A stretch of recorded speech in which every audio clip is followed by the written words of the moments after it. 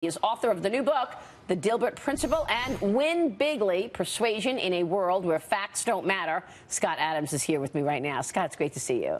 Thanks for having me. Thank you so much, and congratulations on all of your success. We're all big fans here of yours. You say President Trump has a level of persuasion seen only once in a generation. Tell me about that. Yeah, it's not just that he has technique. He knows how to use visual persuasion. He knows how to use fear when he needs to. So he's got all the methods.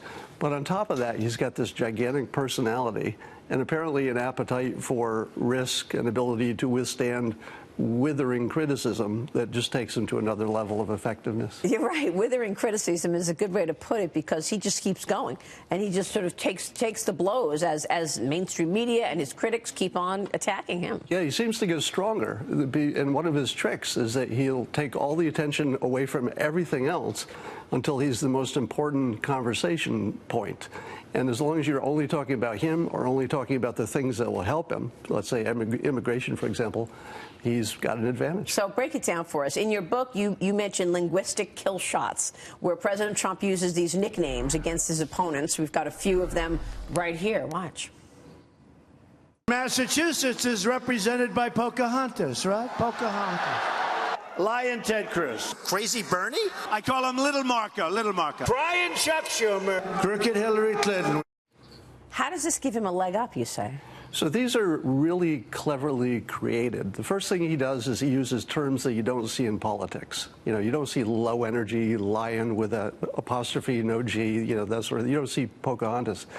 So you can't forget it because it's different. But the other thing he does is he often plays to a physicality or something you'll be reminded of in the future, so that your confirmation bias will harden it. You know, for example, that every time you saw Jeb Bush, after the first time you said low energy, you'd say, I always thought he was a calm, collected executive, but now compared to Trump, he's looking a little low energy.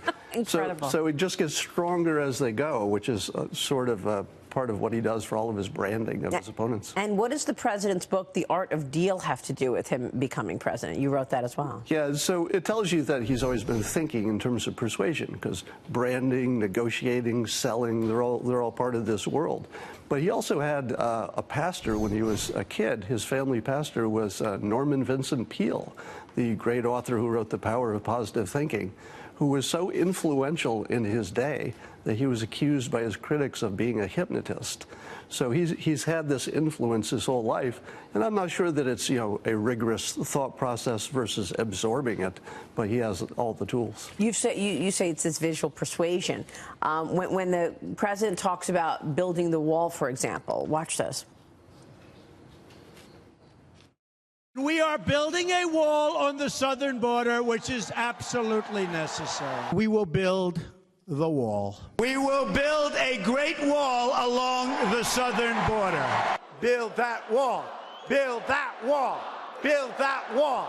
They said, the president of Mexico said, they will not, under any circumstances, pay for the wall. They said to me, what is your comment? I said, the wall just got 10 feet higher. It's true. And we have to start by building a wall, a big, beautiful, powerful wall. So you say this is a bigger significance than just a campaign promise. Yeah, so our visual sentence is so strong that if you put something in a visual framework, it's just more powerful. Take healthcare. It's just sort of a concept. But immigration was also sort of a concept until he said wall, wall, wall. And what he does that is persuasion perfect is that, first of all, he makes you think past the decision to who's going to pay for it or what exactly will be the model for the wall. And if you're thinking about those things, you've already uncritically sort of accidentally accepted that there's something like a wall coming. So he's got that going for him. Yeah, that's really fascinating. Yeah. How has your work changed in this new environment? I mean, have you changed what you're writing about, changed how you, I mean, what you're writing is basically the zeitgeist of what we're all talking about. Yeah. So for the comic strip, I usually just try to keep it non-political, just office stuff. I get a lot of stuff from the public for that. But for politics, it's sort of new for me, and I'm just trying to talk about the persuasion element. I consider myself left of Bernie socially, but I can't ignore the fact that the president has tremendous persuasion talents. And I'm a trained hypnotist, so I've been studying persuasion for years.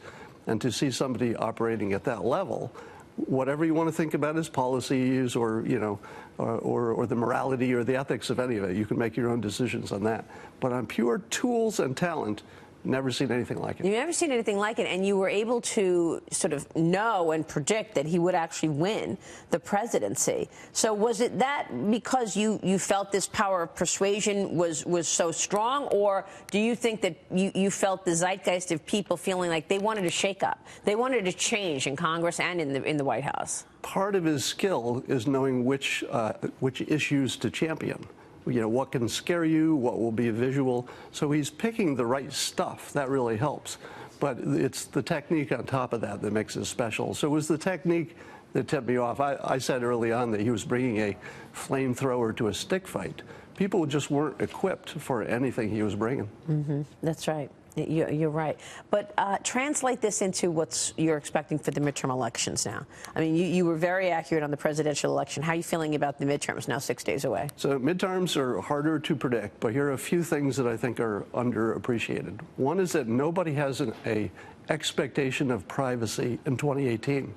So if a pollster calls you and says, you know, what's your political preference? Do you say Trump if there's any chance that somebody's going to find out that you're a Trump supporter? Probably not. Most people will. You know, they'll still put on the hat if they have to. But I think there's a solid 2 to 5% who are just going to lie because you don't want to be caught as the Trump supporter someday in the future. Okay, so then you think maybe it's underestimated how well the Republicans may do. Yeah, I think turnout may be jaw-dropping on the Republican side, which may not be enough to win. But if I'm going to make a fun prediction, if it's like everything else on election day, we won't be sure who won. There'll be some darn thing that somebody's saying, you know, it was really close in these 3 elections. We're not sure that they're valid. We better recount these.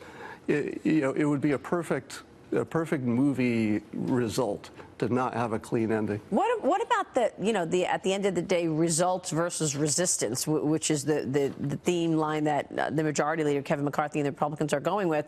What is the message on the left? I mean, you say you're left of Bernie Sanders. What do you think their message is? What are they trying to campaign on?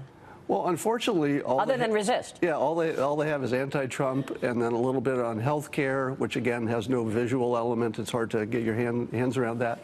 And then they've got immigration, but the visuals are working against them because the big scary-looking caravan of mostly men coming this way, which makes you think military, makes you think invasion, and of course the president plays on that.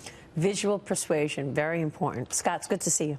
Thank you. Thank you so much for joining us. Congrats to you. Scott Adams joining us there. Check him out.